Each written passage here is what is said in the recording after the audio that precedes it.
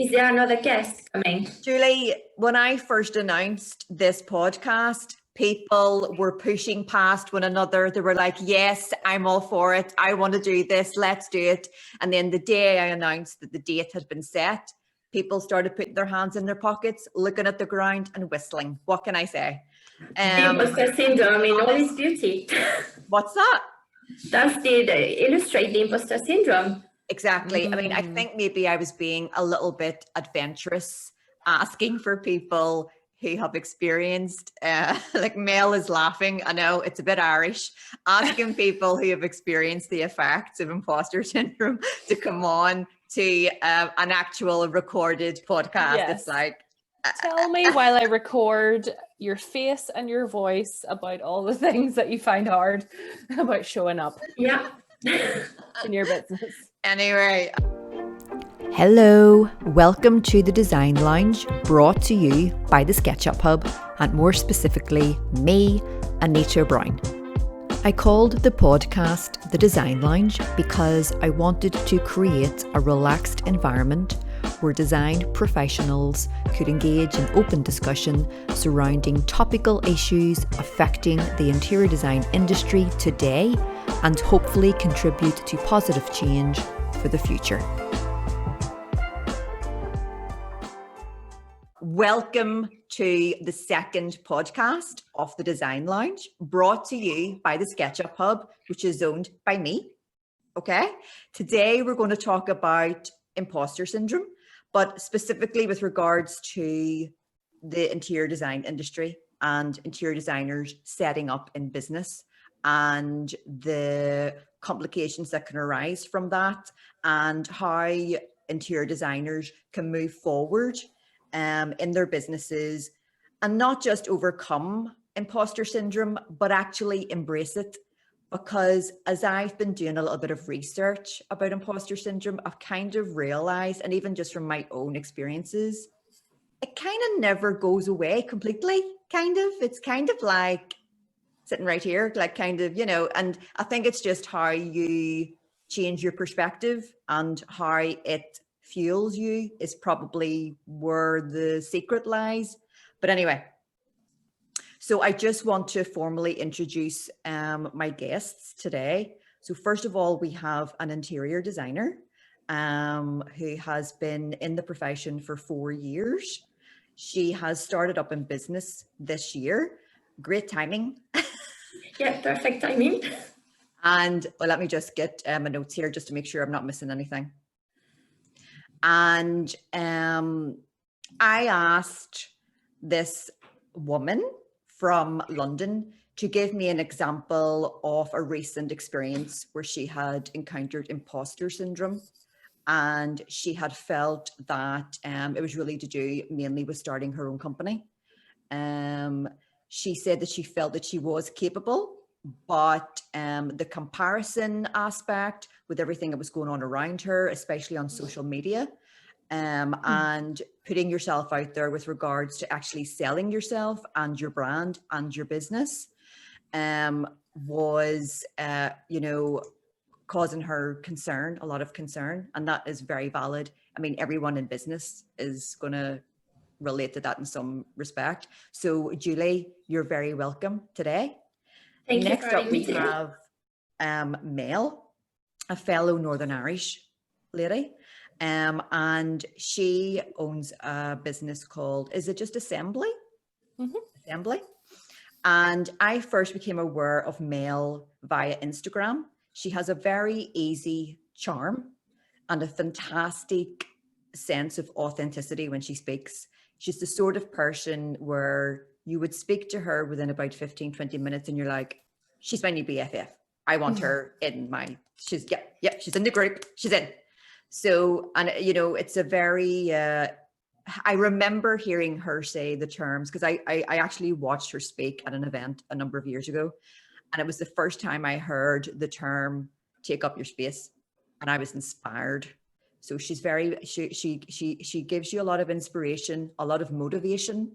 And that's what her role, her job revolves around, specifically with women. So she's helping women face their fears, and have the courage to reach their full potential in both life and work. Mel, would you agree with that? Yeah, that's great. Keep talking. This is great for my ego. I will obviously provide links to Mel's website. There's a lot more information about that. But, you know, see, when you come across people like that in life who are authentic, who you feel that you can trust, that you can relate to, they're few and far between. So I'm the kind of person that's like, well, you know, you're sticking with me. Anyway, so that's what's kind of happening. That's where we're at today. There's going to be like 4 elements to this podcast. And to be honest, guys, I really don't want to do too much of the talking. I realize I'm doing an awful lot of it at the minute, but I'm Male, especially, I'm more than happy for you to kind of just go for it, because this is your, you know, this is your church. So what is imposter syndrome?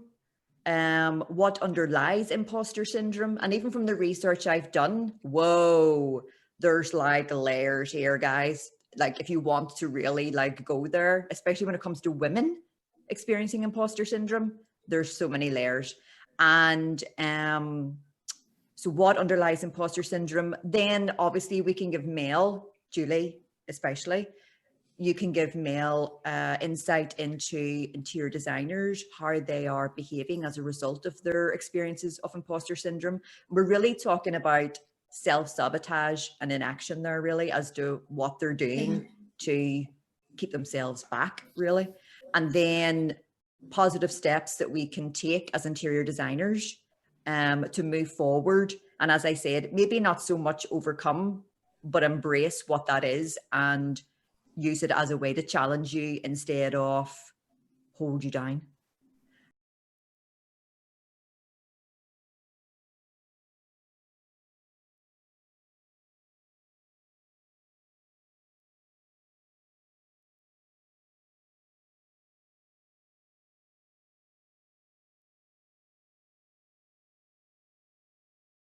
So Mel, if you want to start, we can talk about what imposter syndrome is, especially for people that are listening, because someone did send me an email and said that they'd never heard of the term before, but the minute I spoke about it, they were like, yes, I know exactly what you're talking about. That's me.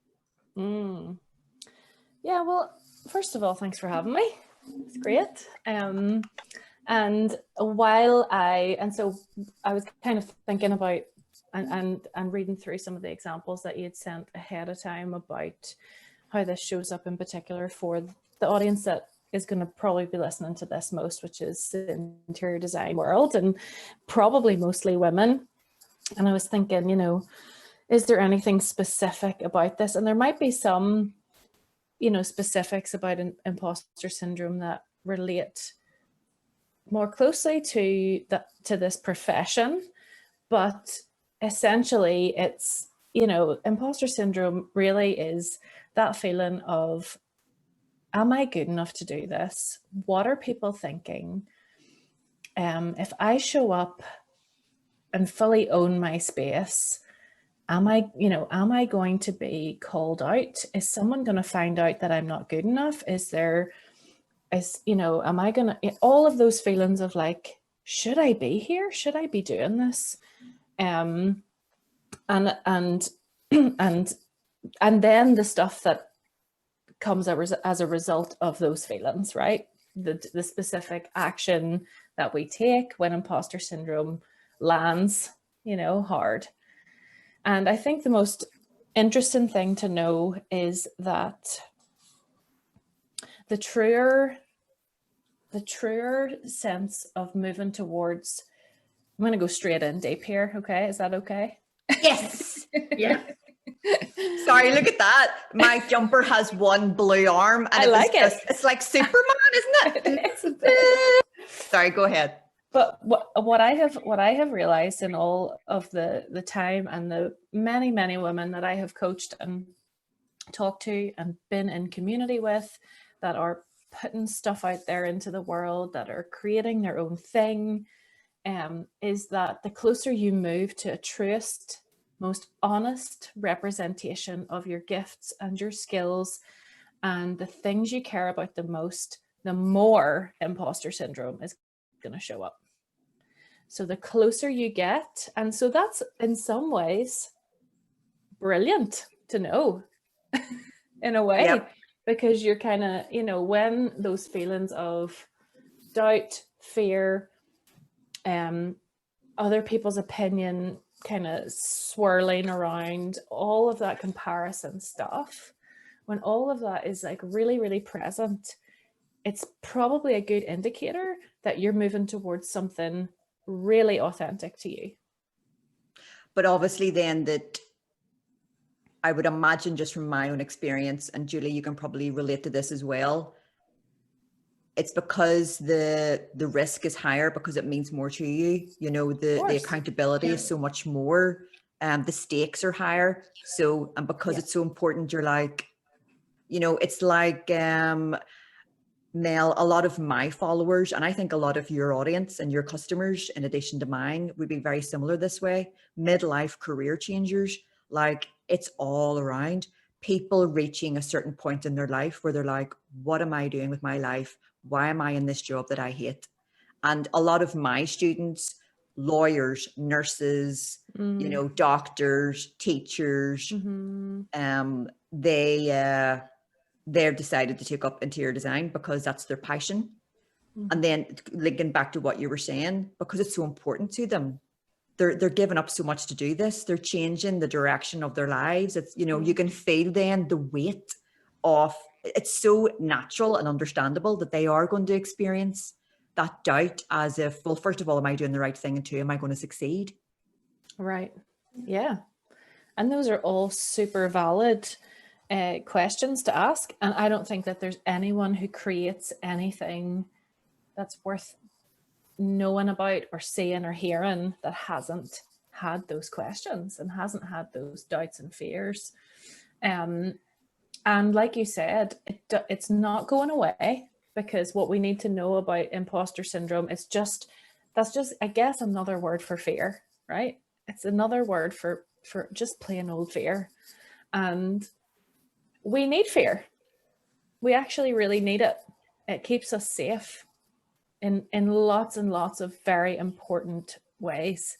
You know, it's when we go to do something that is dangerous, it's fear that goes, don't do that, right? It's fear that triggers in our brain and is like, don't touch that hot oven. Put something on your hand to protect yourself. It's fear that says, don't go too far out into the water because it's choppy and you don't have something safe to keep you tethered, right?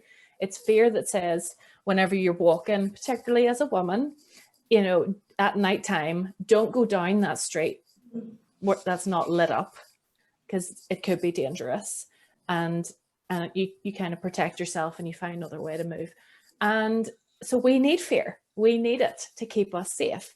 But the problem is that our brains do not understand when fear is triggered by something that actually is dangerous, or when something is going to make us feel vulnerable. Do you know what I mean? So those two feelings in our brain feel the same. And so what our brain is going to do whenever we anticipate putting ourselves out there on social media and pitching to a client about a work, pricing up a job, all of those things, what our brain is going to do is go, that feels vulnerable, that feels like fear. How can I get you back to safety? And so what it does is throws all kinds of stuff at you to rein you back in, right? To make you feel safe again in that kind of zone of comfort, or that zone of, you know where you stand and it's not really risking anything, right? Yeah. That's the kind of way the brain works. Like the actual physiological response that our brain has is sensing fear and then respond to bring you back in. Yep. So that's kind of what is going on inside. See, with regards to some of the other underlying things, I want to read this out because I read this and thought that doesn't make sense to me. So this is a Telegraph article. Was it Telegraph? Yeah, it was. And apparently this syndrome was identified in 1978 by Pauline Clance and Suzanne Imes. And they believed at that time that it only affected women. But obviously now, obviously men would suffer from this too, but well, not suffer, but experience this. But it would be probably universally agreed that for certain reasons, women would be affected by this more so. And they've written here, however, women tend to be more susceptible because they produce less testosterone, you see. And I sort of read that and thought, I understand why they've said that, but there's so like it's like almost kind of dismissing like the bigger impact behind all of this, right? Because it's like, well, there's obviously societal, cultural, legacy, historical factors Systemic. here. Exactly. Systemic in issues. regards to women, right? Especially, like, let's just say it, like it's an uncomfortable thing to say. Women of color, Black women, when they're working in these fields and they're maybe not feeling that their communities are being represented enough. I mean, I think that's another issue when it comes to imposter syndrome, because, if you're not seeing people that you align with doing what you want to do, then you're feeling like, again, what am I doing here? Mm-hmm. And there was a really interesting discussion in my Facebook group recently. And one of the members, we were talking about imposter syndrome, and I wanted to mention this today because it broke my heart. Okay. Because I don't know if you know this, I'm a feminist. Okay. And, I'm all for the female empowerment thing. It's part of my job as male as it is for you. And Julie, obviously, like the decision that you've made in your life at this stage to go out and start your own business. I mean, that it's wrapped up in taking control of your life, making change, embracing that.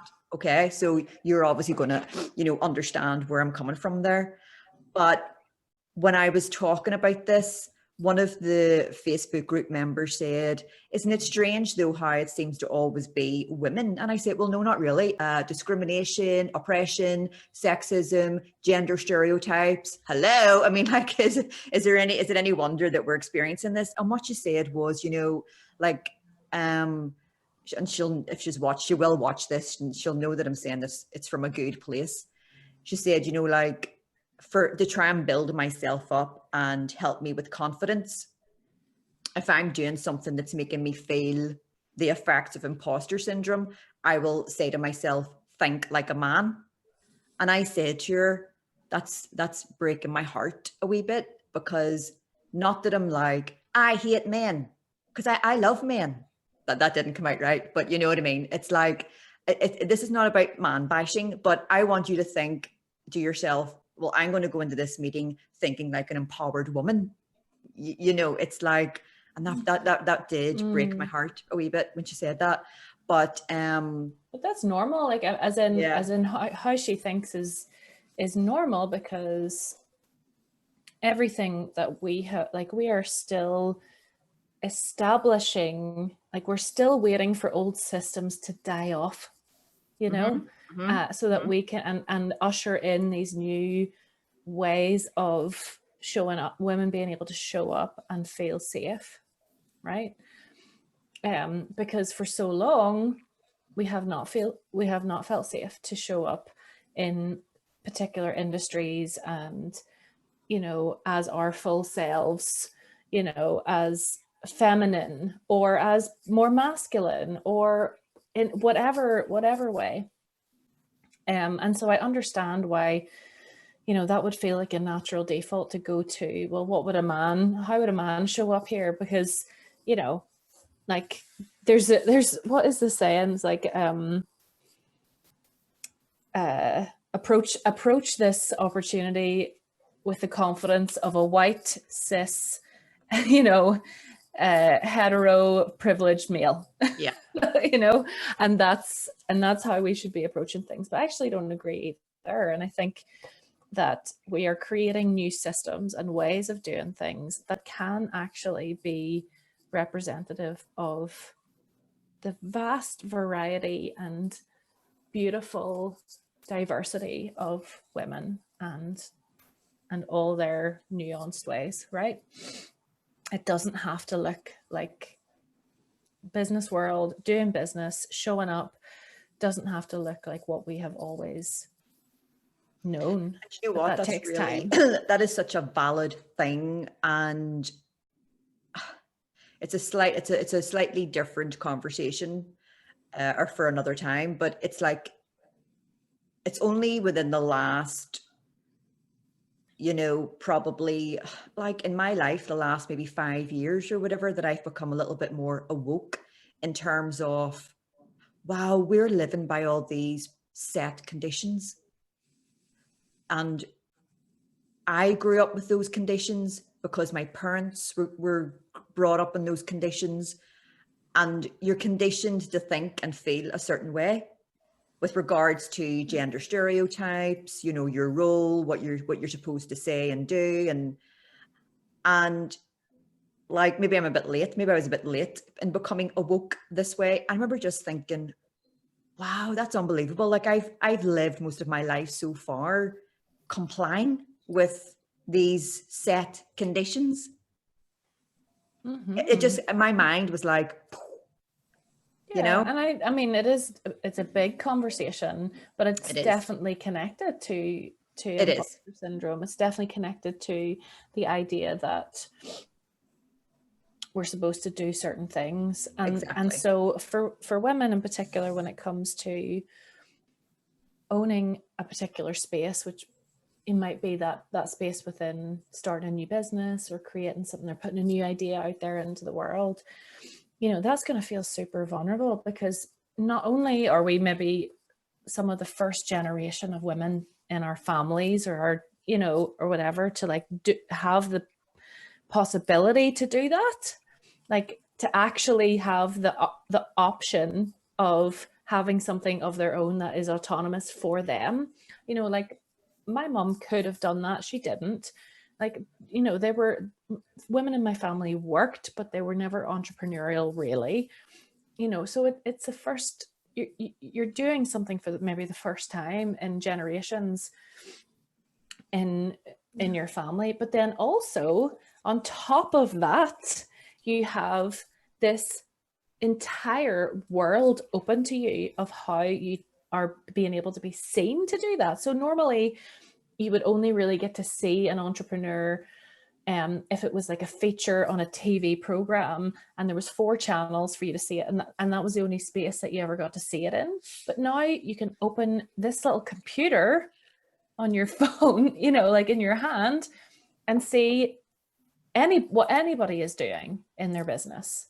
Yep. And that has an impact, a massive impact too, both positively. It's amazing. We get to access each other and each other's brilliant things that we're offering out into the world, but also we get to see everybody and what everybody's doing.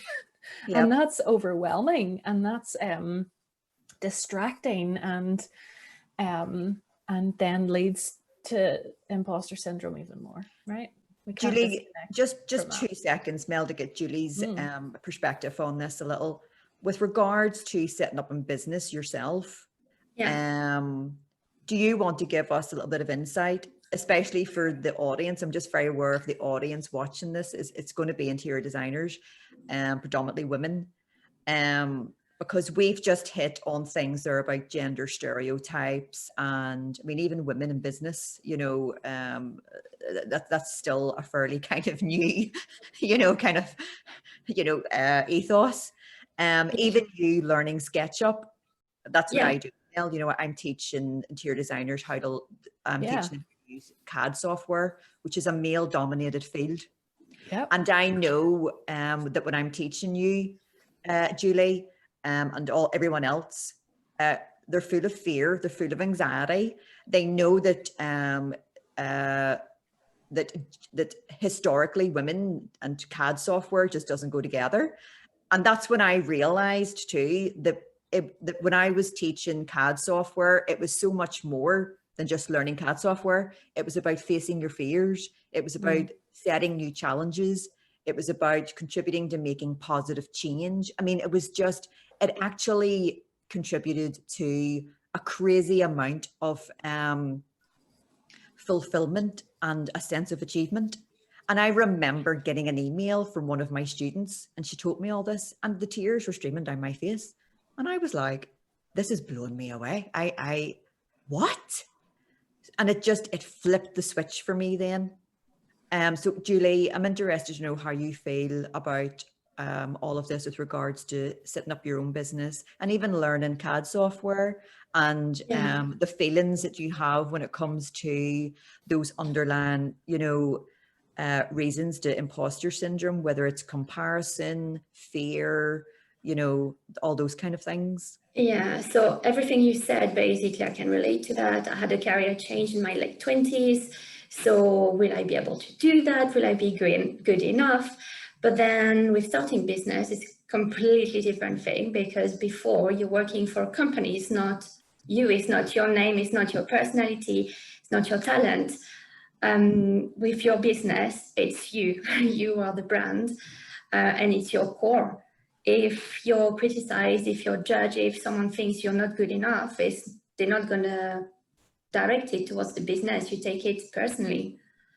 Do you feel, as an interior designer, this comes up quite a few times, and Mel, I'm sure people have mentioned this to you as well, when it comes to qualifications and certification, that can actually so dramatically reinforce those feelings of doubt. Because I mean, I'm not certified. I don't have any qualifications in what I do when it comes to CAD software. I self-taught. And let me tell you, I've earned my position today. But some people, and especially, the interior designers that I've spoken to, they would feel perhaps less of a professional because they don't have qualifications. Now, I'm not sure what your background is in that area, but I found, because of our culture nowadays and the side hustle and dream big and go for it, you don't necessarily have to go and get qualifications anymore. You can learn, you can get practical experience, you can go out and get experience in industry, you can take online courses. How do you feel about that with regards to being an interior designer? I think things are changing, but even a few years ago, I think it's the industry standards in London, at least. If you want to get an interview, you need to have this qualification, you need to be proficient in this software and that software and that software. And if you don't have that on your CV, you don't even get the chance to speak up for yourself, to go for an interview. What about interior design qualifications? There's a lot of, like the biggest example that we have in the UK is Kelly Hoppen. She's killing it, and she doesn't have any qualifications in interior design at all. Yeah, but she is Kelly Hoppen. I know. But see, that's the thing, isn't it, Mel? You're like, yeah, but that's her. She can do that. I can't do that. Yeah, exactly. I don't know. Well, this is the thing. Sorry, go on ahead, Julie. No, that's I think is you need to believe in yourself and go out there and say, yeah, I'm going to do it. But that takes a lot of courage and work on a daily basis. Yeah. And I also think that there's several things to note about qualifications. If you are, there's a few schools of thought on this, isn't there? And there's a few schools of thought on you must be qualified in some way to have some sort of like discipline, degree, letters, whatever behind your name, which I understand. But sometimes those qualifications don't make you any good at anything. Well, no better. Right. Okay. So, So there's that, but there's also the element of often the training side of things is where women hide. Okay. We tend to wait and wait and wait on doing anything and accumulate all kinds of like qualifications, and I'll just do an extra course on this and then I'll launch, or I'll get one more little, there's another online course that I need to do and then I'll be ready, and it's just another way that we tend to hide and delay and put off actually going for it. And really, the most you'll ever learn is doing, is in doing. And that's why I say, like, one of my mantras is that courage loves action. Courage loves action, because you cannot get brave by being around brave people. You cannot get brave by listening to podcasts about being brave. You cannot get brave by taking a course on bravery or on imposter syndrome. That is not where you get courage. Courage happens when you begin. It's when you put yourself out there, when you start, when you get to get information about what you like and what works and what doesn't work, what your customers need, what your clients need. When you like cock something up and then you get to make it better. That's all how courage is built. Yeah, and I think, you see, that's another thing too. That's a really interesting point that you've made. And it brings me on to this whole perfection thing too. And I have seen this so many times. I don't know if you guys have watched Gary Vaynerchuk or if you're familiar with Gary Vaynerchuk. No. You are, Mel? I know who he is, Gary V. Yeah. Mm-hmm. Julie, have you watched any of Gary Vaynerchuk stuff on YouTube? No, I haven't. I mean, he's like, just do it. It doesn't have to be perfect. It doesn't have to, tick all the boxes. Just do. I'm sounding like your man, Shia LaBeouf, which isn't a great name at the minute, to be honest. But he's very much, just get it done. Stop trying to make it fantastic and beautiful. Yeah. And that's one thing that has kind of come out so much with regards to social media and comparison, because you're looking at all these things that all these other interior designers are putting out, and you're like, well, I'm not doing that, so I'm not doing anything. I'm just no. But the interesting thing about that is that we all know, and we all cognitively believe that nothing is perfect, right? And that actually imperfection is important. We all believe that, don't we? Like, we all have this depth of knowledge to us that knows that that little flaws are brilliant and are normal and important. But yet, social media has set us up to exchange that double tap or that like for what looks best, right? Or validation, and what is perceived perfection.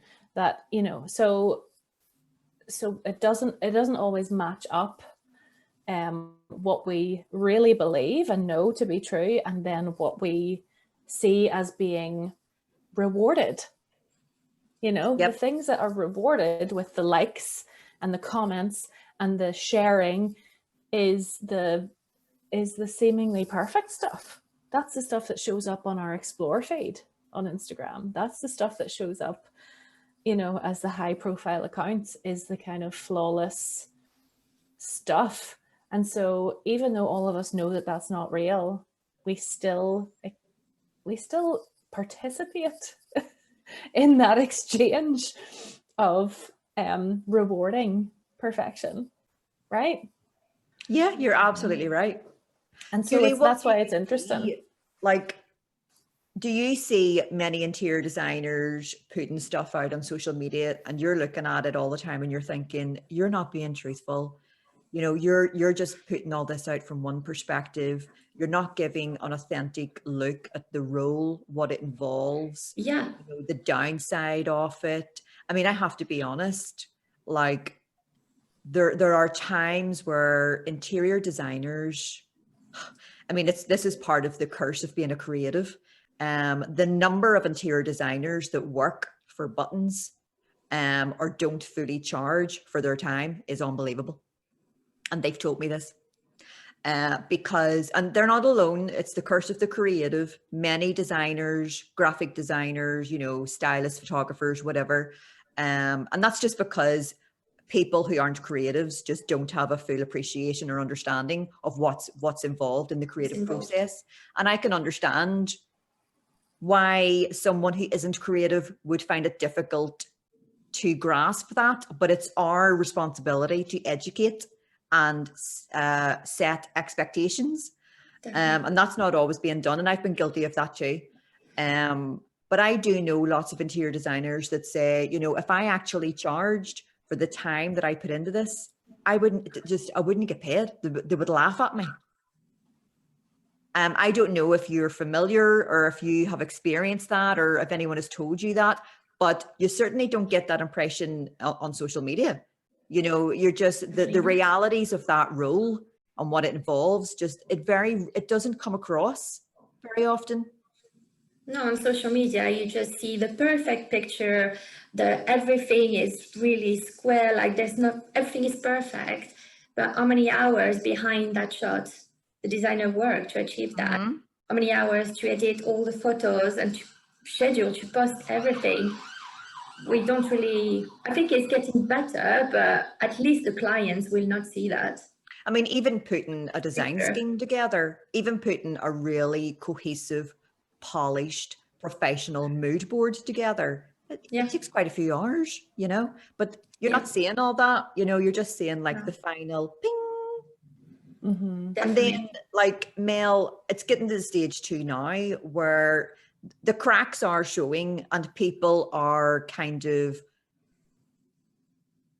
there is a desire for authenticity and for imperfection kind of now. It's like, no, well, we've done all that now. We've seen the fake side, you know, like give us the real, you know, be authentic, be unique, be original, stand out, because for a while there, just everyone was posting the same thing. Everyone's saying the same thing. You're getting the same poses. And, you know, it's like, you know, we're kind of done with that. I know I am. Yeah, totally. And I think that there's something really refreshing to even like, and people, we're all really naturally curious people, aren't we? Like we're all really interested in what actually happens when you lift the veil of something in particular, and particularly when it comes to home design and interior design and stuff. I love, there's a girl in the States that I've followed for such a long time, Emily Henderson. Yes. Emily Henderson. She's very good. Yeah, and she's so good at that, you know, that kind of, and she has like, she is her brand, but she's also kind of built this ability to take you behind the scenes and like, oh, I don't like how that looks, and I'm going to change it up, and you know, involving her audience in decisions at different times and things like that. And I don't always think you need to do that, but I do think that you can. But I also think that there's a difference between authenticity and being real and showing all that stuff and boundaries. And I think that often when we've had so much perfection, you know, in our view for so long, and people want something different, they think that people want the other side of things, which is showing people your mess and the chaos, and we don't have to do either. No, it's not one or the other. It doesn't. It's even the line between kind of personal lives and stuff, and like I am a firm believer in to me in my online persona, there's a firm line, you know, like I will not go beyond a certain place.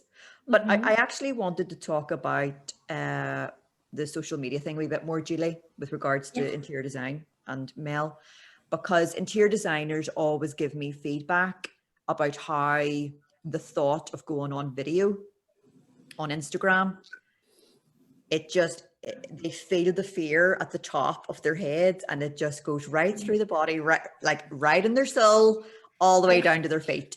Now, and Mel, I would be very familiar with the whole video thing, with the engagement I have on Instagram. I know that you utilize that fully as well, and you are a natural. But Julie, I don't know how you feel about the video engagement. Is that something that puts the fear of God into you as well? I'm terrified, yes. Yeah. I haven't done it yet. I'm terrified. Right. And in my last podcast, I did berate a little, small b, the other girls who were there because they're exactly the same. And what I always say to them is, first of all, you don't need to be on the video. You don't need to be all, hey guys. You don't need to be that person. You can still provide value by getting a samples book with beautiful fabrics and wallpapers, and putting some fabrics with some wallpapers and saying, the reason I'm putting these together is because, and you know, when you combine this pattern with this is what happens. These two colors go really well at the minute. They're very on trend. That is value. And if someone loves interiors and is in your target audience, they're just going to absolutely love that, because you're the expert. You know what you're talking about. And they're There's another fear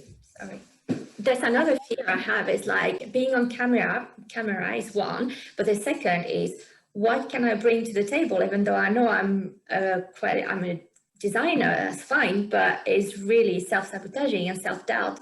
Why would someone listen to what? Right, we need to talk about this. Mel, we need to talk about this.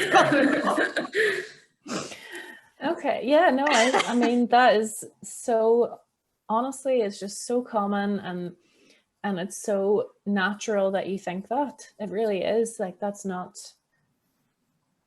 you're not crazy and behind for thinking that at all.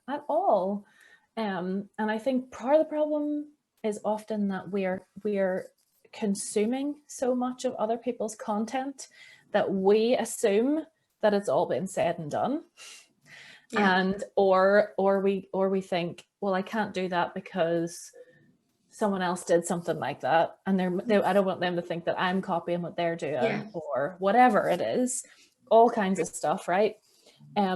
But the thing is, you know, like, no one is ever going to say it like you, because you will have a unique way of presenting that. So we do need to see and hear what you have to say. And also because what you said at the beginning is, you are your brand, right? Yeah. You are your brand. And I think that and now it's just a little bit more people need that little bit more of connection with the person to actually trust them, right? And so what I often tell my clients is that it's an exercise in trust, when you're, you know, in building trust with your community, with the people that want to hear from you. And you're not holding a gun to somebody's head and saying, you must watch me and then you must hire me, you know, like, you're not forcing anybody to do anything. You're really just showing up and being of service to the people who might need to hear and see it. So there might be people that need to hear and see what you have to say in the way that you say it, Julie. And for you to not do that means that you're not providing the service that people need, right? Yeah. And so pressure on me, so I need to do it. Yeah. And also you're not allowing people to get to know you. And I know that there's people that I follow that I have hired because I have spent time watching them and watching how they do things, and getting to know the way they talk about stuff. And I like that. So then I'm like, oh, I really want to hire them for this because I like how they do that. But if we don't get to see that, then we don't get to know you. Yeah. And you know what I would add as well, Julie, see, when it comes to going, like, there's no getting away from the video engagement on Instagram. It's very good. Instagram is just a natural draw for video, and they're small, short clips. It's great because people nowadays have really rubbish concentration spans. So you always have to make sure, quick hits, quick message. And it's really important that you prepare a little bit. So I'm going to give you some practical tips here, okay, when it comes to on the video. And I'm sure Mel will be able to give some as well. This is just from my own experience, okay? So it's very important, first of all, that you know who your target audience are. Yeah. All right. So you need to have in your mind who your target audience are, who Yeah. you're trying to appeal to, what they're interested in, what kind of styles they're interested in, what kind of interiors. You have that entire profile in your mind. You know exactly who your audience are. Do you Okay. know who your audience is? Yeah. Brilliant. And then you're going to sit and think to yourself, like, you're not just going to jump on all of a sudden and go, hey, I'm going to talk about, no, you're not going to do that. That's the wrong thing to do, especially if you're not experienced at doing that. So you're going to sit down and think to yourself, right, well, we're going into Christmas. A lot of people are getting new curtains at Christmas. You know this as an interior designer. Curtains, new curtains is like one of the biggest things that people get or hire interior designers for coming near Christmas, or new sofas, you know, things like that. It's for some reason, it's the soft upholstery seems to just go sky high. People need curtains a week before Christmas, right? Okay. So you could do a couple of videos on some really popular choices at the minute for Christmas. And you could sit down, you could pick those fabrics out of your books. You don't have to film yourself. You could just be filming in your studio, your beautiful studio. I mean, even a tour of your studio. Oh my God. Yeah. Like, your audience would be like, oh, I'm getting to look inside an interior designer studio. Do you know what I mean? It's like, that's heaven. That's just like, you know, that's Santa's grotto. For me anyway, it is. And then you could literally just talk about a few fabrics that are really nice at this time of year, and some things that you could accessorize with them. I mean, you will know if you do your market research like you should. I'm eyeballing you now because you need to do your market research when it comes to your customers. So you need to know what their pain points are, what their challenges are, what problem you're solving. And when you have all that information, which is really amazing little nuggets, you're going to use that then in your marketing again. So you know in your mind that a lot of your customers, for example, struggle when it comes to combining colors. Mm-hmm. So you could do a video on your Instagram of an example of a color palette for a living room and why you've put those colors together and how those colors would be applied. You know, like, like your, like certain percentages, you know, 60, 30, 10, whatever, and then show how it's done.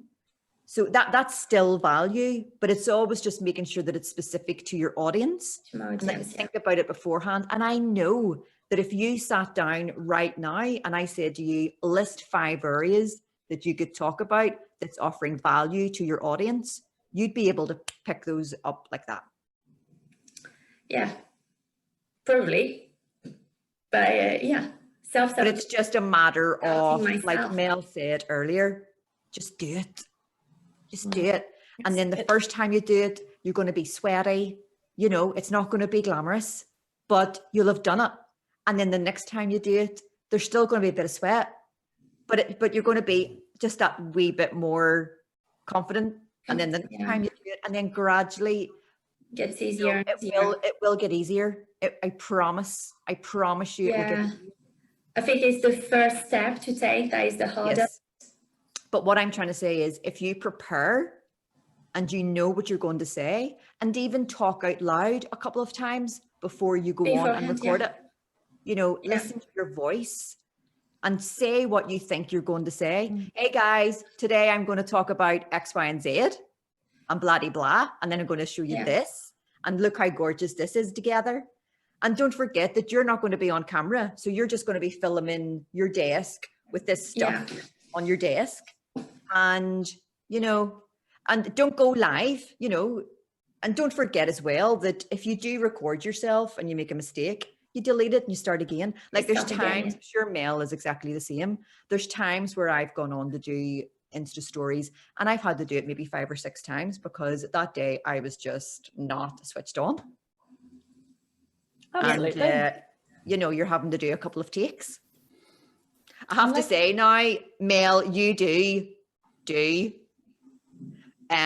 lives, and I don't do those an awful lot.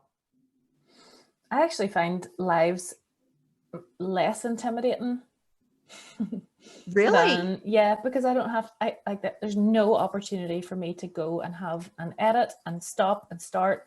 It just has to be. It just has to be natural. It just has to be. See, this woman is very natural, but Julie, you see, this is Yeah. Everybody can be. That's when you not. have like a natural aura. I just think, but people like the kind of off the cuff stuff as well. And anyway, I just find that easier. But what I wanted to say was, this is all. It's the content thing for you, Julie, is probably never going to be an issue. I imagine it's not about what you know or can share. I bet there's stacks of stuff. What often is blocking that is the visibility piece, is the fear of being visible in with your ideas or with yourself. And we can't not even mention that for women and their bodies, like that is a big deal as well. Like that is a big deal for us to have our bodies on view, to have our faces seen, because we are so much more highly scrutinized absolutely in the world in every way.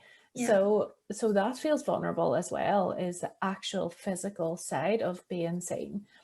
But what I want to just, offer is that being visible in your business, I tell this to people all the time, and I feel like it actually can be such a relief to hear this, is only really about two things. There are only two things that you need to think about when it comes to showing up on video, being more visible, to build that trust, and that is empathy and authority. Those are two major things that I think are so important for us to remember. Empathy is, I understand that matching colors up is really hard.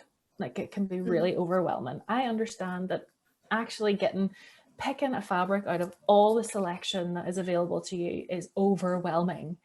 I get that, or like that, those empathy kind of statements are so important. So for someone who's watching or listening or reading, to hear that you get that those things are a barrier for them. And then authority, but I am an expert at these things. I know what colors work together. I love putting together these things. I have done dozens of these things. Show your authority. And as women, we're often so good at that empathy piece, at the relating to other people's issues. Yeah. But the authority piece, we're like, oh, can I show my authority? But really showing your authority is, it is the natural second step of empathy, of what you need to. So if you're leaving people with empathy and being like, I get how hard it is to pick colors, and you're not giving them the authority piece, then you're doing them a disservice. You're just leaving them with their pain problems, and not coming in and going, I know how to help. I can make that easier for you because I know what I'm doing. Does that help you understand? Kind of, I completely agree with Mel in that it's not only a huge disservice to the customer, it's a huge disservice to you and your knowledge and what you can offer. Yeah.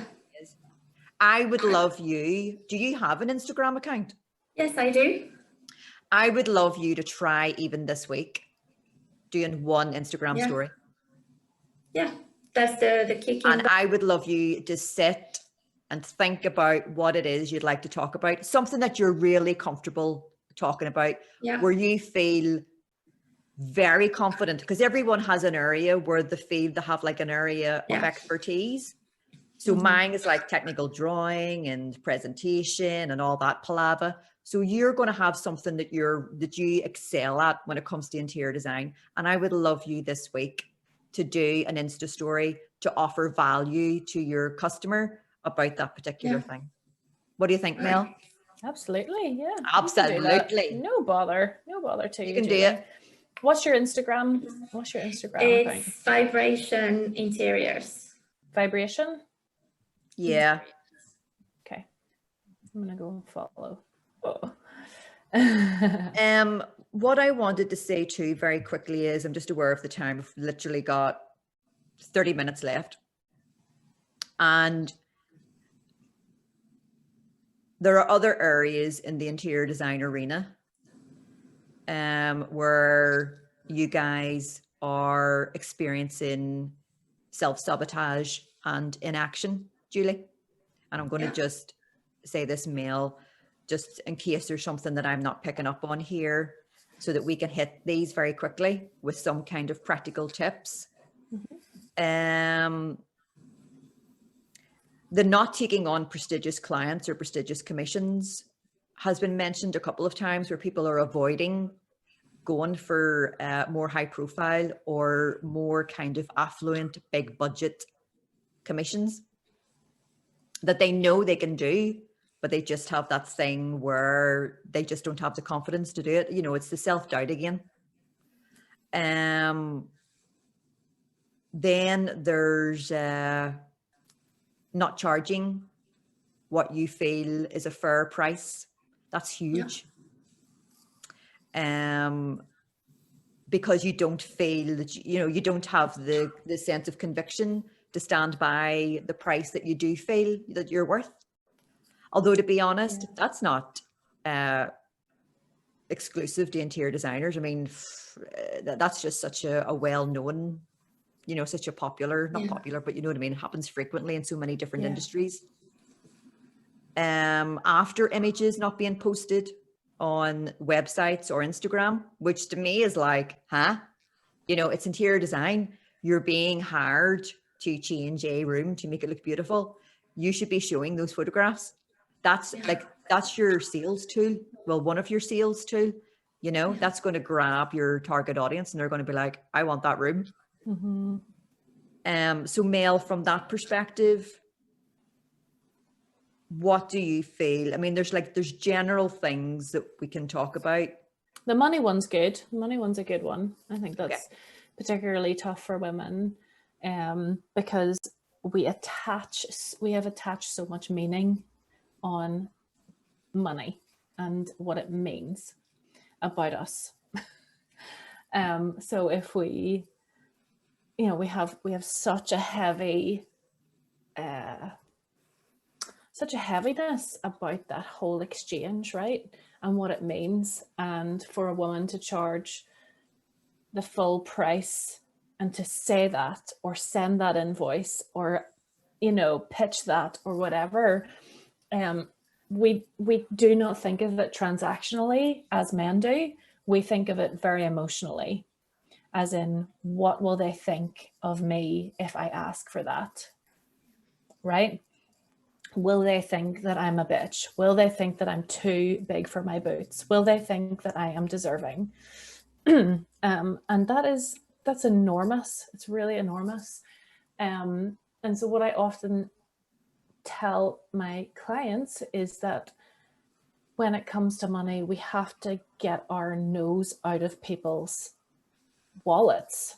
It is none of our business what they think and what they can afford. If they are approaching us, we tell them what it costs. And it's none of our business what. And I think the whole concept of affordability and accessibility is actually unimportant in lots of ways when it comes to actually charging. Like, I often hear my clients saying, yeah, but I want to make this accessible. Well, for who? Accessible? Like, for someone, £10 is accessible. For someone, £1,000 is accessible. We have to get grounded and comfortable in what it costs and what we deserve to earn for the work that we're putting out there, and be willing to ask for that. I think women need to get a little bit better and more comfortable with asking for what we want, in lots of areas of our life, but particularly with the money thing. Do you know what I find too, though, Mel? And it doesn't help in the interior design industry. Julie, I don't know if you've picked up on this as well. A lot of interior designers wouldn't publicize their fees. Yes. It's all hidden, and it's Yeah. all secret, and it's all insular, and it's all, oh, you know, you can't know. So then it's like you don't talk about it, and you know, everyone's kind of like, oh, I wonder what she's charging for, you know, and Yeah. it's all But this also that's mystery. not fair for your customer, because actually I don't know, I like it, that would, as a customer, so I would love to know how much it costs so I can decide whether I can afford it or not. Yeah. And so you might be ruling someone out based on the fact that you might have to I send an agree. awkward email Yeah. where you're going, how much, like, I'm just wondering if you could price this for me because there's no information on your website. Yeah. And then you have that risk of the exchange being like, oh, I might have to say no then because, you know, you didn't say. But if you give me that information up front, then I might be able to move ahead with this. And yeah, I get it though. I do get it.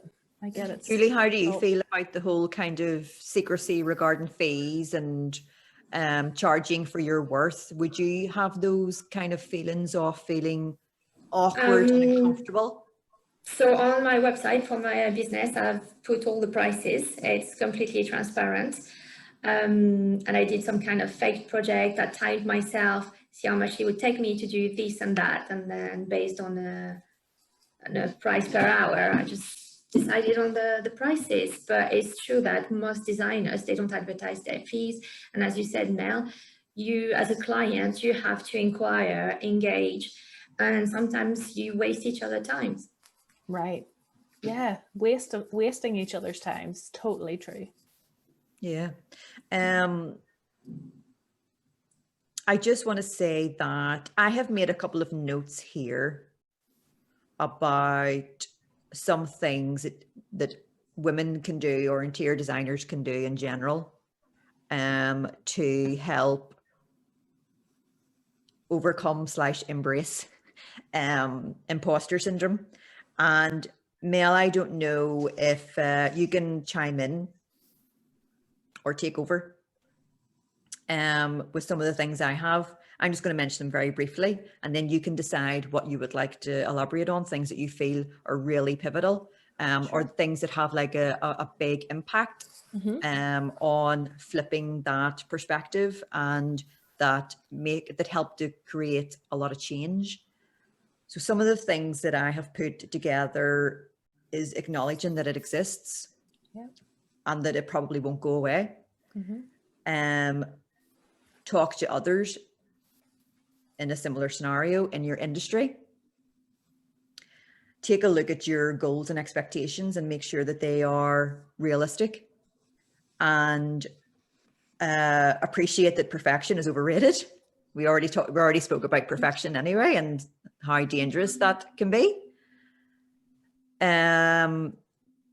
Acknowledging that you might need to upskill or look at your self-development, so that if there are areas where you're feeling a lack of confidence or fear, then to approach it head on and learn new skills. Acknowledge your achievements and strengths, including positive feedback. And don't dismiss things as a fluke or luck. You know, it's like it happened because you're good. Surround yourself with positive influences. That could be books, online communities. I'm a massive proponent of positivity and surrounding yourself with positivity, including positive people, because I'm affected by it. You know, and I did make a decision a number of years ago when it came to negative people to just cull. I don't need it. I don't want it.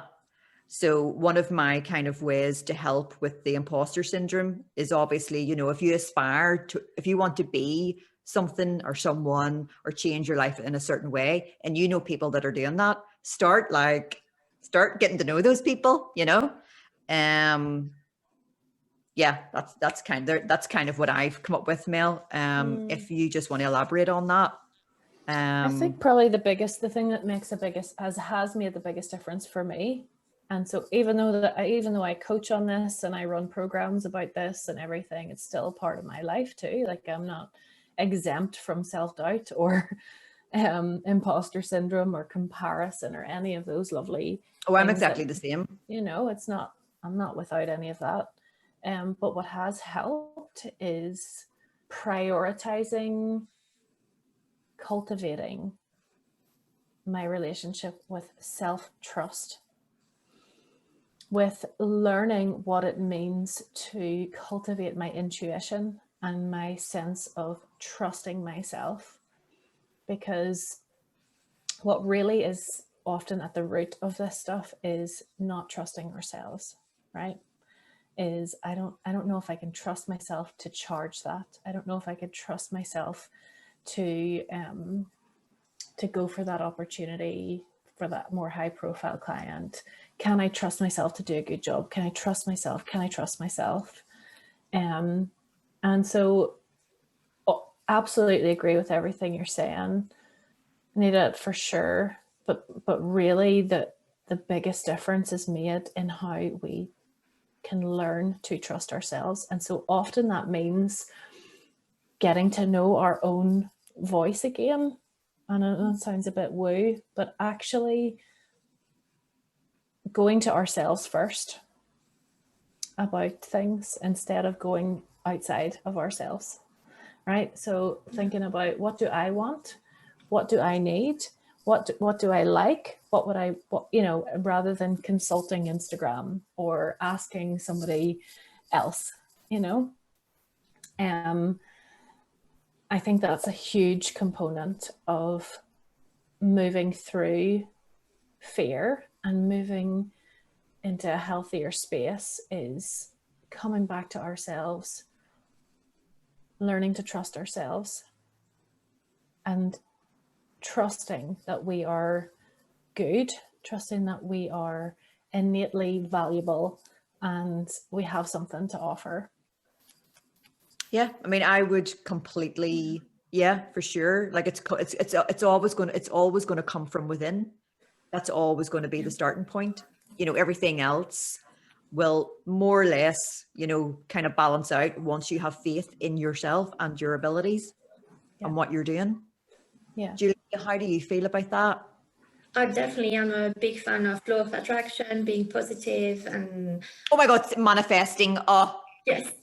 see, like the universe Yeah. and positivity and putting things out in the universe. I do that all the time. And I have to be honest with you, this sounds so crazy. It's a wee bit cray-cray, right? But see, when I see my whole journey, Mel, I don't know if you're the same. Julie, I don't know if you're the same. You can chime in. I was supposed to not say as much in this podcast, but I can't help it. I can't help it. It's my fault.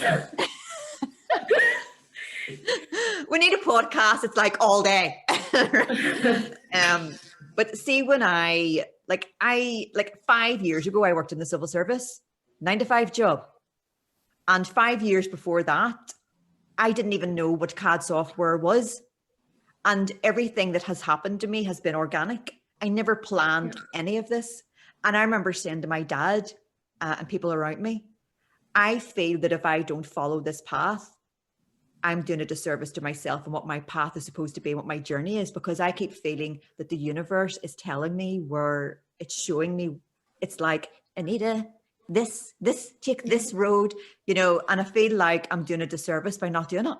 And it has been so organic and it has all worked out the way it should be. I mean, you couldn't have planned it the way it's happened for me. And I don't know, Mel and Julie, if you feel the same. But yeah, same for me. Like, yeah. I changed country, moved to the UK.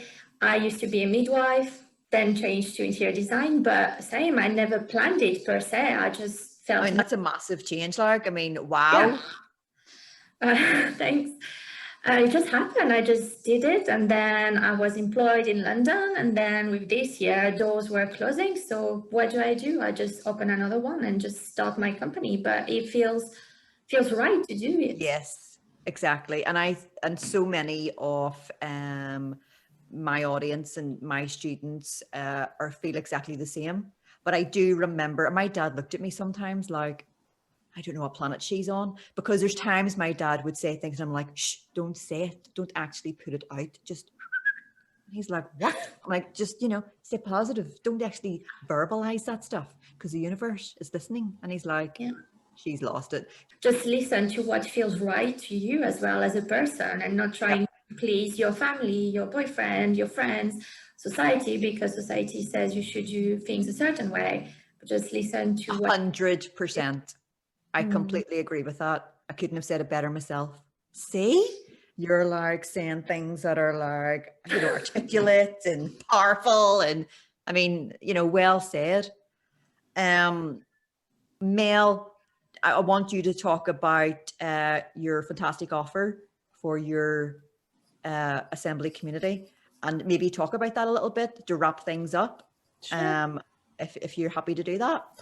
Yeah. I should have mentioned that actually at the start. See, at the start when I'm doing my editing, which is going to take 2 days, no lie, it takes 2 days. I'll put a wee thing at the start to say, keep watching, because Mel's going to talk about, I can't believe I wonder, could I actually do a wee bit of editing and try to see if I can chuck it in, because I should have mentioned it at the start. But please, if you could go ahead and talk about some of the things you offer, some of the programs you offer in more detail, maybe a wee bit, and then this amazing exclusive discount for my followers and my audience, please. Sure. Yeah, so my business is kind of comprised of one a main part, which is this amazing community, a membership community for women who want to build courage through getting clear, building self-trust, and becoming more visible. So my coaching is all centered around those 3 things: clarity, self-trust, visibility. And the members community that I have is full of women of all levels, stages of bringing ideas to life, from women who have seeds of ideas to women who are in very established businesses.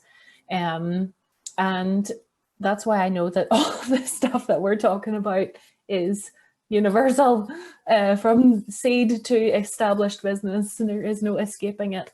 And so it's so important to have, like you said, in that list of stuff, I need a community of women to do this with and to support each other. And what has been built there in our members community is an amazing supportive network of women. I've never seen anything like it. It is beautiful. And so in there I do a lot of coaching. We do some stuff around mental health. I have a therapist that comes in quarterly to do stuff around mental health. Oh wow, I didn't know that. Yeah. And then I do coaching. We do a goal setting workshop at the beginning of every month. I do a live Q&A at the end of every month. And then in between there is co-working. There are workshops all around those themes. There are accountability groups. So if you would like to opt into that, you can be placed in an accountability group. And those have been really, really important for our members. And then we just have a lot of fun together. Sometimes there have been physical meetups in the past when that's been able to happen. But obviously members are from all over the UK, Canada, America, and whatever. So that is the main kind of core space that I work in. And then I also have a couple of group programs that run. I have one that is called the Movements Program, and it's a 6-week program. And then I have one that is called the Accelerator, which is a 6-month group coaching program for women who want to really build out their business from a place of self-trust. And so it's practical, as well as mindset stuff around building a business. So I have an offer for your listeners, for your followers or whatever. Usually it's £197 to join the members community, and then it's a monthly membership of £35 a month for all of that kind of coaching and workshops and access. And we have an amazing, I haven't even told the members this, but I'm going to tell you guys, amazing virtual retreat happening in our membership in January. Wow. With loads of amazing self-care stuff happening, available. So it's usually £197 to join. But for your readers, I have taken £100 off the joining fee, so you can join for £97. So instead of 197 to join, it's only going to be £97. Yeah, we have a resource library of loads of workbooks that you can avail of in our membership, and there's an online course that like a mini course that's available in there as well. It's I'm so proud of it. I really am. It's Oh, a you should be. place. You should be. You've cultivated such an amazing community. And can I just say, well, first of all, the discount code for that is Design Lounge. Design Lounge, yep. Design Lounge. And yeah, so you can find that it's right on the homepage of my website, melwiggins.com, and it'll say you can join the members community right in the homepage. And when you click that, there's an option for you to enter the discount I'm going to code. put a lot of stuff up on the screen as you're talking here. And even as you're talking, I'm going to get stuff from your website. I'm going to do like B-roll. I'm going to put B-roll in. And it's going to be like slick. Fancy. Well, I'm going to try. In my mind, it's going to be slick. We'll see how that actually manifests. Mhm. But you would do a lot of one-to-one stuff as well, wouldn't you? I do, yeah. I actually, I've decided to, because I'm listening to myself. taking my Listen, own girl. advice. Listen. I've decided to kind of wind down my one-to-one work to really only offer that within the community that I work in, like that I have. So I now only really offer one-to-one support to women who are members or a part of my group programs. Okay. I just wanted to ask, because sometimes, I mean, that's a very valuable opportunity there if someone did want to drill down specifically into something. Yeah. Needed, Yeah, I had a member book a one-to-one this week. And members get like a big discount on my one-to-one services, but book one this week because she had this idea and she just needed another person at the end of a video to be like, okay, what do I need to do for this? Like, and why am I holding back on doing this? And like, let's work out I'm a strategic head as well. Like, I love strategy. I love putting a plan together of what can happen next. So we did that, 90 minutes, bashed it out. And it's great. Fantastic. Well, I'm going to thank you officially for attending the podcast. I'm not ending it just yet. So let me do this part and then we can, okay. we can chill. Okay. So thank you so much, Mel and Julie, for attending the podcast, my second podcast of the Design Lounge today. Yay. It's been lovely to have both of you to speak honestly and openly about this subject, which is obviously not going anywhere anytime soon. Now that we've all kind of confirmed that, yay, imposter syndrome is probably never going to disappear from your life, but but I hope, Julie, that you find this useful as well. Yes. And has given you some things to think about. And please, I mean, don't feel any pressure, obviously. You gave me a challenge. I have with a small C. And I would love to see that just for you, for a little bit of progress and growth for you, because you know what? It's achievable. You can definitely do it. You can definitely do it. So thank you so much for agreeing to take part today. And hopefully I'll see you in another podcast in the future. The same with you, Mel. Thank you so much. This has been an absolute treat for me because, of the fangirl thing. That I can't believe I've actually just, that I did actually vocalize, and that was supposed to stay private, but it has been an absolute treat to have you on the podcast, and maybe in the future we can do some more collaborations because I know that my followers and audience are going to absolutely devour this podcast. They told me, they're like, when is it coming out? When is it coming out? And I'm like, guys, it takes 2 days to edit. 2 days, give me a chance. So anyway, once again, thank you so much. I really appreciate it. Thanks for having me. And that's it. Yay! Yay! Well done.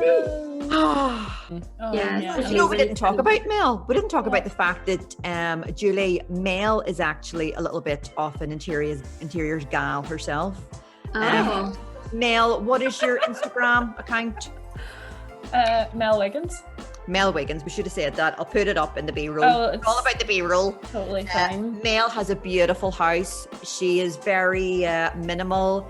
She is very much a fan of mid-century design. I love mid-century. Yeah. I mean you can tell straight away. Everything in that house, Mel plays this down, but everything in Mel's house has its place. It has been well thought out. But that's because have you seen my basement tour? Yes. Did you see my basement, Tara? Yes. That's because all my shit lives in my basement.